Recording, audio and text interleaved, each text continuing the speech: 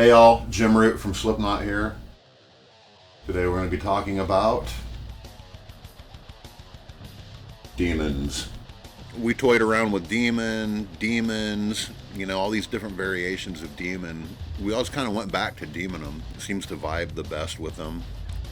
About maybe 22 years ago, 21 years ago, something like that. I had seen EMGs, but I couldn't really, at the time, afford a set. So every guitar I ever played just had whatever stock pickups came in the guitar. And then, I joined Slipknot, and these guitars that I was using, it just wasn't really cutting it. It wasn't cutting through. It wasn't punching. It wasn't, it just didn't have the oomph. Our other guitar player, Mick, worked at a guitar shop, and he could get them at a discount. So he loaned me a couple sets to throw in the guitars. I think I had one guitar at the time, a Jackson. We threw those in that guitar, and it changed everything immediately. I was on par with what the level of the band should be, and I could hear myself. I mean, it's 9 guys. There's a lot going on. You got percussion, you got sampling, you got Sid doing DJ stuff. It takes a lot to kind of push through all that sound and cut through and be audible, So from then on, it was EMGs and nothing else. I always had this fondness in my heart for these passive pickups and just, the way you can roll the volume off. And EMG approached me and they told me about these retroactives, which is essentially started off as a passive pickup, but it has active circuitry. That was intriguing to me because, all these years I've been using the 81 and the 60 combination.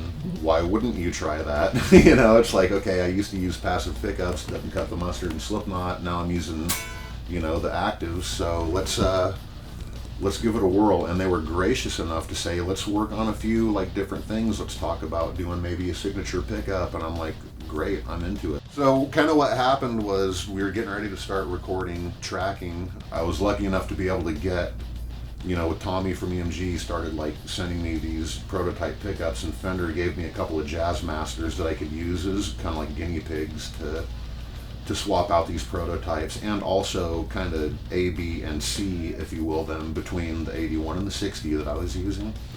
So what I wanted to try to do is get a retroactive pickup that was as close to the output of the pickups that I normally would use, and still maintain, the width and, the girth and all that stuff that I need, for this. So the studio was a perfect environment for that.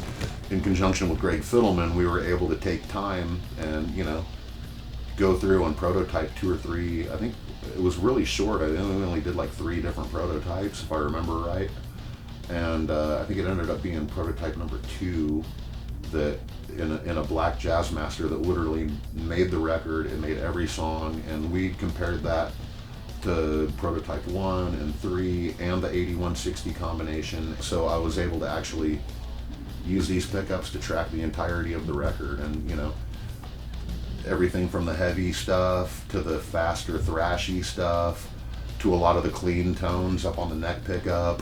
I mean, they really covered everything really, really beautifully, and I was so happy about it. I mean, it's a good feeling, especially to be lucky enough to, not everybody can be like, hey, EMG, let's design a pickup, you know what I mean? So that's pretty rad. So the record was tracked, it's done, and we're starting to mix it, and, everything's happening really fast, which kind of leads up to the whole touring aspect and the live aspect, which is, probably in some ways as important, maybe more important, depending on how you look at it. I mean, I guess a studio record's forever and a live show is for 90 minutes, but, whatever. The prototypes have these pickups loaded in them, and all my previous touring guitars still had the 8160 combination in it. And we started this tour, and I noticed, and our front of house guy noticed, it's the 8160 is, a little bit narrower of a sound. I'm not going to say thin, because they're not thin by any means, but definitely narrower than what these are. So that was it. I was sold. I was wanting to play the prototypes with with these pickups in it more so than the 8160 combination. Just switch them out. So all my touring guitars, even my number 1 prototype Telly that I've had for umpteen thousands of years, or however long it is when that thing came out, they all got these new retroactives in them, the new demons that I've been working on. And we kind of hosed around with colors and ways to do it, and I'm a classic kind of guy. Classics never go out of style, and I really dug Like, I'm digging this zebra kind of vibe. It just looks good in every guitar I put it in. You know, it looks great in the Antiguas, it looks great in the white guitars, it looks great in the black guitars.